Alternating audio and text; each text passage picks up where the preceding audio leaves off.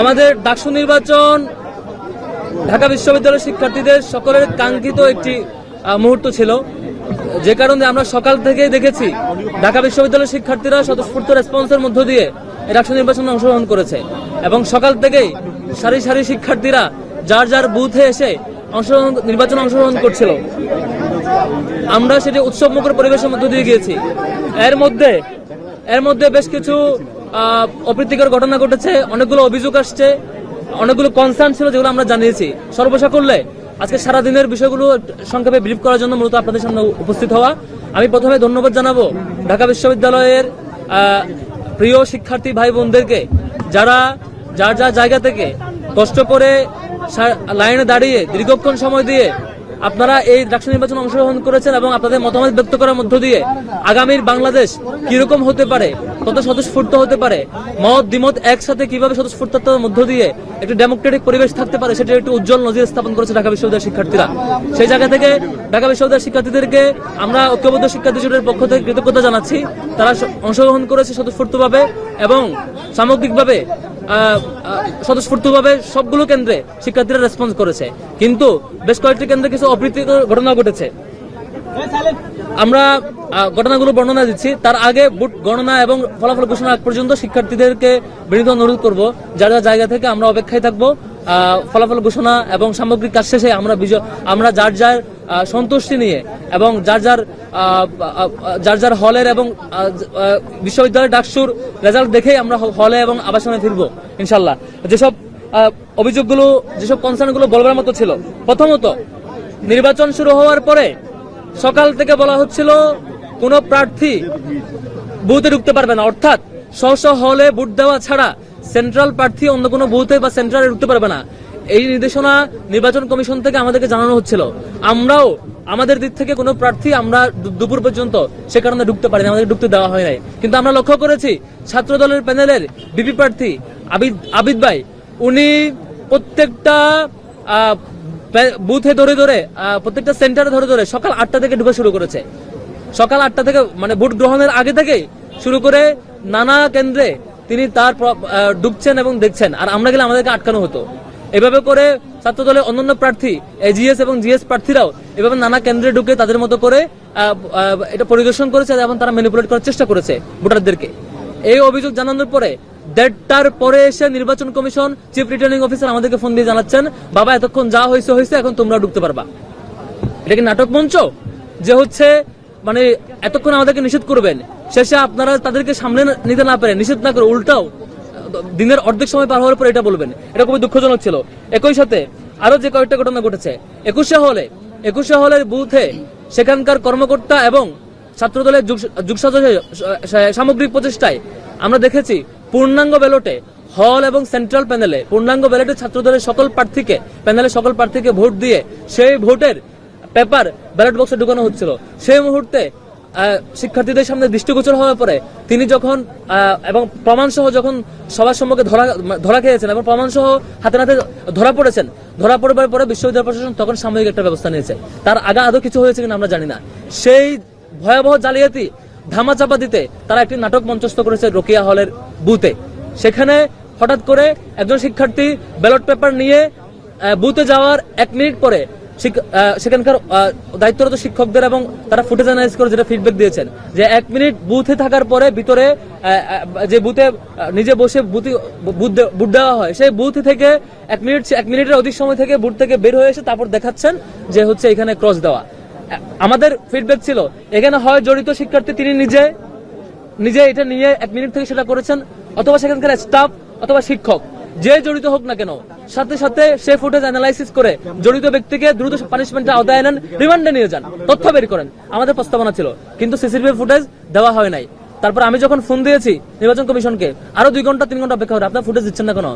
বলো যে বাবা তারা ফুটেজ পাচ্ছে না কেন, কি যেন হয়েছে। এভাবেই প্রশাসন বারবার হেল্প করে আসছে। এই যে নাটক মঞ্চস্থ করে তারা চিন্তা করছিল এই দায়টা পুরোটা আমাদের উপর চাপিয়ে দেবে।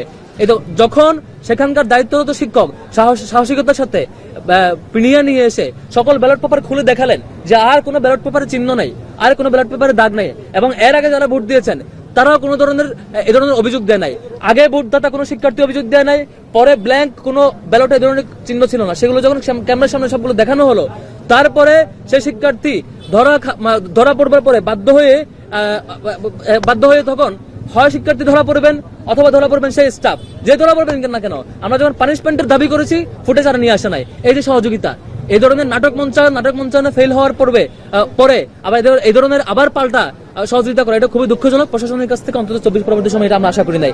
তারপরে দেখেছেন ইউলেবে, আমাদের এই সিনেট ভবনের পাশে ইউলেবে সকাল 8টা থেকে 10:30 পর্যন্ত এই লম্বা সময়ে কোন ধরনের মিডিয়াকে সেখানে ঢুকতে দেওয়া হয় নাই এবং কোন ধরনের ইন্ডিপেন্ডেন্ট অবজারভারকে সেখানে ঢুকতে দেওয়া হয় নাই। একই সাথে সেখানে 10 জন পোলিং এজেন্টের মধ্যে 6 জনই ছিল ছাত্র দলের এবং ইসলামী ছাত্র আন্দোলন বাংলাদেশের পোলিং এজেন্টকে সেখান থেকে বের করে দেওয়া হয়। এই সামগ্রিক ঘটনা জানানোর পরও সেখানে কোনো অবজারভারকে এবং মিডিয়াকে ঢুকতে দেওয়া হয় নাই। তারপর 10:30টার পরে যখন আমি যাই, সেখানে অভিযোগ দেই, আধা ঘন্টার বেশি দাঁড় করে রাখা হয়, তারপর অবজারভারদের ঢুকে দেওয়া হয়। তাহলে এতক্ষণ সময় আপনারা কি করেছেন? ইউলেবে শুধু এইটুকুর মধ্যে সীমাবদ্ধ না। 4টায় বুট কাস্টিং শেষ হওয়ার পরে, বুট কাউন্টিং শুরু হওয়ার আগ মুহূর্তে প্রায় 1 ঘন্টার অধিক সময় ধরে কোনো সাংবাদিককে সেখানে ঢুকতে দেওয়া হয় নাই।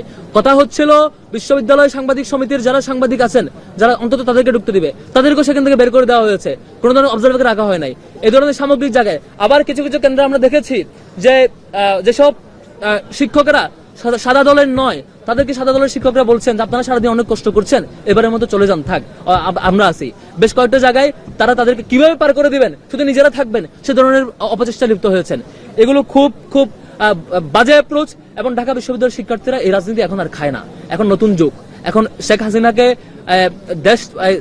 দিল্লিতে পাঠানোর পরে, ফ্যাসিবাদকে দিল্লিতে পাঠানোর পরে, ভয়াবহ ফ্যাসিবাদকে দেশ ছাড়া করবার পরে আর কোন ধরনের ফ্যাসিবাদ হইতে চাইবেন না, আর কোন ধরনের রাজনৈতিক অপচেষ্টা করবেন না, এটা শিক্ষার্থীরা গ্রহণ করবেন ঢাকা বিশ্ববিদ্যালয়। তারপরে আপনারা দেখেছেন খুবই লজ্জাজনক ব্যাপার, এই যে রোকেয়া হলের সেই ঘটনা যখন ধামাচাপা দিতে পারে নাই, যখন সিসিটিভি ফুটেজ থেকে চেক করে যখন ধরা পড়লো যেটা একটা নাটক মঞ্চায়ন ছিল, তারপরে তারা মব ক্রিয়েট করে সেখানকার শিক্ষকদেরকে বাজেভাবে লাঞ্ছনা করেছে। শুধু লাঞ্ছনা করে নাই, নারী শিক্ষক, আমাদের একজন সম্মানিত শিক্ষিকা, তার বিভিন্ন ফটো নিয়ে সেই দলের নেতা এবং কর্মীরা বাজেভাবে হুমকি দামকি এবং স্ল্যাট শেমিং পর্যন্ত করেছেন। এতদিন তারা ঢাকা বিশ্ববিদ্যালয়ের শিক্ষার্থীদেরকে স্ল্যাট শেমিং এর ভিকটিম বানিয়েছেন। আজকে দেখেছি আমরা ঢাকা বিশ্ববিদ্যালয়ের সম্মানিত শিক্ষিকাদেরকে স্ল্যাট শেমিং এর ভিকটিম বানিয়েছেন। এটা লজ্জা, এটা এর চেয়ে লজ্জাজনক কাজ আর হইতে পারে না। তারপরে আমরা অপেক্ষা করছিলাম বোধ হয় অন্তত ছাত্রলীগের রূপ বেশে পুরোপুরি ফিরে আসবে না। তারপর আমরা বিকালে লক্ষ্য করেছি যে ছাত্র দলের নেতৃবৃন্দ, বিশ্ববিদ্যালয় প্রশাসন সহ সবাইকে এই যে জালিয়াতি কারচুপিতে যখন কুলিয়ে উঠতে পারলো না, শেষ পর্যন্ত যেভাবে যে আচরণের কথা বলেছে, আপনারা সেই ভিডিও ফুটেজ দেখেছেন। আমার জীবনে আমি দেখি নাই যে বিশ্ববিদ্যালয়ের কোনো শিক্ষক, বিশ্ববিদ্যালয়ের কোনো ছাত্র শিক্ষকের সাথে এই ধরনের আঙুল তুলে, টেবিল চাপড়ে এবং মব ক্রিয়েট করে এভাবে কথা বলে। এটা খুবই এটা ছাত্রলীগের কাছে আমরা দেখেছিলাম, আবার নতুন যুগে মনে হচ্ছে ফিরছি। তবে বিশ্ববিদ্যালয়ের শিক্ষার্থীরা এটা দেখেছেন, অবজার্ভ করেছেন এবং যে কনসার্ন গুলো বারবার অভিযোগ আসছে, আমরা বলেছিলাম এগুলো সিসিটিভি ফুটেজ আছে, সেগুলো বের করেন। অভিযুক্ত যিনি অপরাধী তাকে পানিশমেন্ট আওতায় নিয়ে আসেন। টু দি পয়েন্ট না এসে নানা মিথ্যা নাটক সাজিয়ে এ ধরনের অ্যাপ্রোচ করা, এটা খুবই দুঃখজনক বিষয়। আরো দুঃখজনক যে বিষয়, সেগুলো হচ্ছে যে ফ্যাসিবাদের যে সিস্টেম ছিল, যে নিজেরা হারার আশঙ্কা থাকলে যে ভোট মানবো না, এটা একটা পরিবেশ তৈরি করা। বিকাল পর্যন্ত নানাভাবে চেষ্টা করছে নির্বাচনকে বানচাল করবার। এর আগেও আমরা জেনেছি বিভিন্ন প্রবোস কমিটির মিটিং এ এবং নির্বাচন কমিশনের নানা মিটিং এ এই নির্দিষ্ট দলের শিক্ষকেরা ডাকসু কেন করা যাবে না এই ধরনের আর্গুমেন্ট দিতেন এবং নির্বাচনকে ডাকসুকে পেছনে ষড়যন্ত্র করতেন। শুধুমাত্র শিক্ষার্থীদের দাবির প্রেক্ষিতে বিশ্ববিদ্যালয় প্রশাসন এটা আয়োজন করতে বাধ্য হয়েছে এবং এর আগ মুহূর্ত ডাকসুর পরিবেশ নাই এমন তেমন বিভিন্ন আলাপ করে নির্বাচনকে পিছানোর চেষ্টা করেছিল, কিন্তু সেটি পারেনি।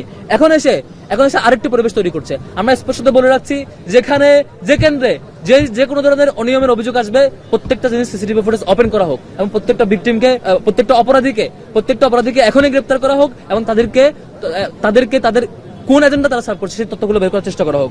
তারপরে আরো বিভিন্ন নাটক মঞ্চস্থ দেখলাম যে আজকে প্রেস কনফারেন্সে অভিযোগ দিচ্ছে বাইরে নাকি আমাদের লোকজন নাকি পাহারা দিচ্ছে ক্যাম্পাসের পাশে। আমাদের ছাত্র শিবিরের বাইরে লোকজন দরকার হবে না।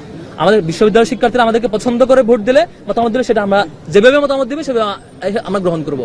আমরা বরং দেখেছি বিশ্ববিদ্যালয়ের চারপাশে 9টি পয়েন্টে যুবদল এবং বিএনপির নানা নেতাকর্মীরা চারপাশে পাহারা দিচ্ছেন এবং সেলফি তুলে আপলোড দিচ্ছেন, যেটা সিগন্যালের অপেক্ষা আছে। আপনারা ফেসবুকে দেখবেন পোস্ট, একটা সিগন্যালের অপেক্ষায় আছি, না তা আহ্বান করলে ঢুকে যাব।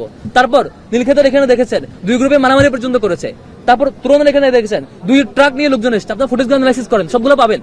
এইভাবে করে সারা এলাকায় সারা দেশ থেকে লোকজন নিয়ে এসে, সারা ঢাকা সহ এবং চারপাশের জেলার লোকজন নিয়ে এসে পুরো ক্যাম্পাসটা একটা ভীতিকর পরিবেশ তৈরি করা হচ্ছে।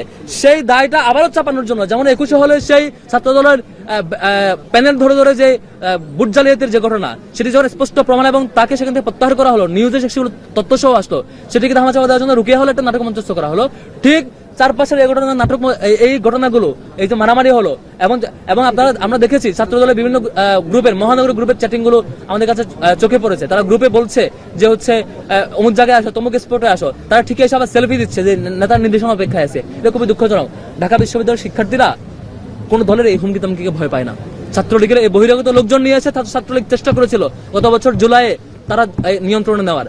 আপনারা এই চেষ্টায় ফিরেন না। ছাত্রদলকে অনুরোধ করবো, আপনারা গত 15 বছর ফ্যাসিবাদ বিরোধী আন্দোলন করেছেন, ফ্যাসিবাদ বিরোধী আন্দোলনের দীর্ঘ লড়াই সংগ্রামে একসাথে ছিলেন। অন্তত আবার ছাত্রলীগ হয়ে যায়েন না, আবার এই বহিরাগত নিয়ে এসে ক্যাম্পাসের শিক্ষার্থীদেরকে ভয় দেখাতে আসেন না। শিক্ষার্থীরা ভয় পায় না। ঢাকা বিশ্ববিদ্যালয়ের শিক্ষার্থীরা এগুলো নিশ্চিতভাবে প্রতিহত করবে। এটা খুবই দুঃখজনক এবং আমি ঢাকা বিশ্ববিদ্যালয়ের শিক্ষার্থীকে আবার আহ্বান করব, আমরা যে কোনো অন্যায়ের বিরুদ্ধে সোচ্চার থাকবো, যে কোনো অপপ্রচার এবং যে কোনো হয়রানি এবং যে কোনো নাটক মঞ্চস্থের বিরুদ্ধে শক্ত থাকবো এবং যে কেউ অন্যায় করলে, অপরাধ করলে, সে যেই হোক না কেন, তার বিরুদ্ধে আমরা শক্ত অবস্থান নিব এবং সেই ফুটেজ এবং তথ্য অ্যানালাইসিস করে তাকে পানিশমেন্টের আওতায় নিয়ে আসতে হবে।